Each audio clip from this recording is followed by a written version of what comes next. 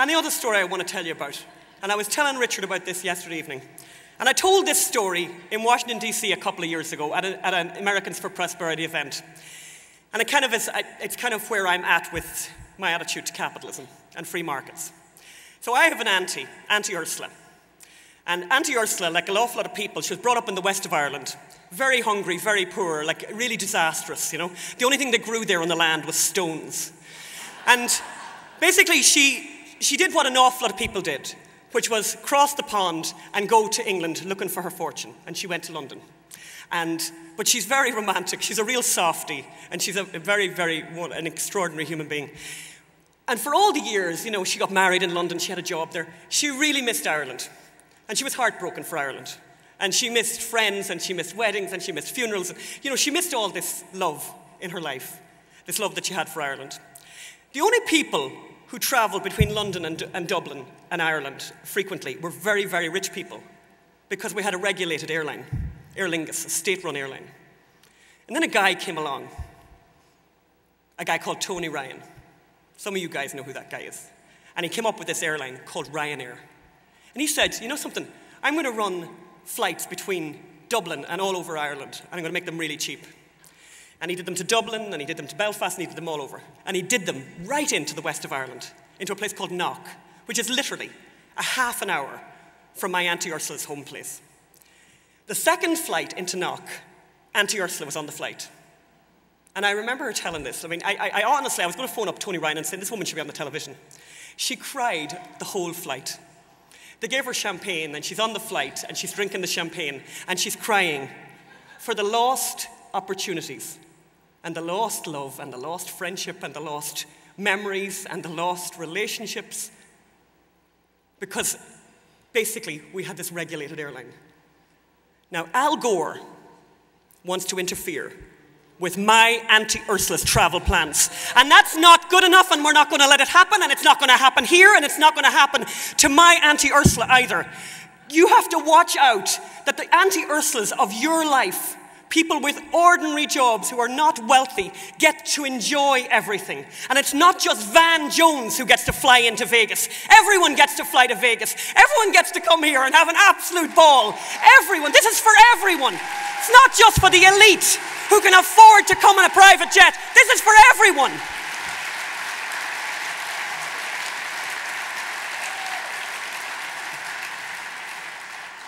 And I think the story of capitalism is right there. That's the story of business, right there. It's the great thing for poor people. For poor people, it's a complete winner. And the minute I got that, the minute I understood that, it's incredible. No one ever told me that. I'm running around the place thinking, I mean, I was 38 before anyone told me a good word about capitalism. And I think that's not good enough. And it's not like I was living under a stone. I was reading papers, I was going to movies, I was reading stuff, talking to people, and I never heard a word about it.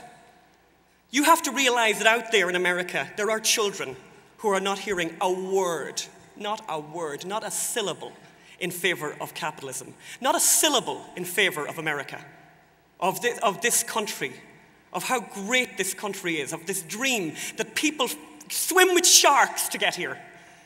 You know, I heard somebody say a great thing about America one time. They said, you know, you use the Gates rule. Use the Gates rule.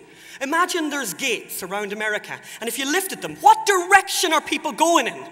What direction do people go in? Everyone goes in. No one's coming out.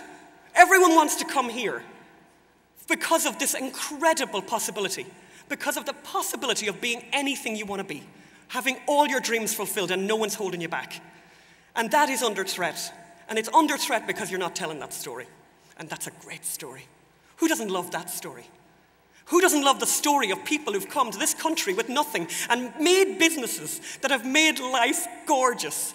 And I swear it's hilarious. I say I have moved, believe it or not, to California, to Southern California, to Los Angeles, where I sit in cafes and overhear conversations and think, you what? And I'm kind of thinking, oh my God, I've got to keep my mouth shut, or I'm going to get beaten up, or something really bad is going to happen. But what I say, and I spoke last week in Santa Barbara at the Reagan Ranch Center, and I said to people in Southern California don't know they're living. You know that expression? It's kind of an Irish. They don't know they're living. They live these lives. People live lives that are so extraordinarily beautiful, full of all these beautiful things and Apple computers and phones and all this great stuff, and they don't know where it comes from. They don't know where it comes from. And I love that image. I was in Copenhagen at the climate festival. You got all these kids with beautiful dentistry, great skin, great hair. They're all there banging on their Apple computers. And you know what they're writing? They're writing objection letters to mining. Protest letters in mining. And I want to go up and say, what do you think the computer's made of? Where do you think the stuff came from? You want to ride your bicycle? Where do you think the bicycle came from? Where do you think all this stuff came from? Even your compost heap. Where do you think it came from? And you want an electric car? Good for you. What are you going to plug it into? Where's the electricity going to come from? If we all drive electric cars, where's the electricity going to come from? And this is nuts. These people are nuts, but they are in the schools, and I tell you one thing, anyone who's got a pen there, here's homework. If you haven't seen The Story of Stuff, you have to, there's some people who've seen it. You have got to watch The Story of Stuff and be afraid, be very, very afraid. And as I said to Richard last night, the other thing that you have to do, and I don't like saying this, and if there's any way of you doing this without paying, I'd really like it to happen too, you need to watch Avatar. I'm sorry, you have got to watch Avatar.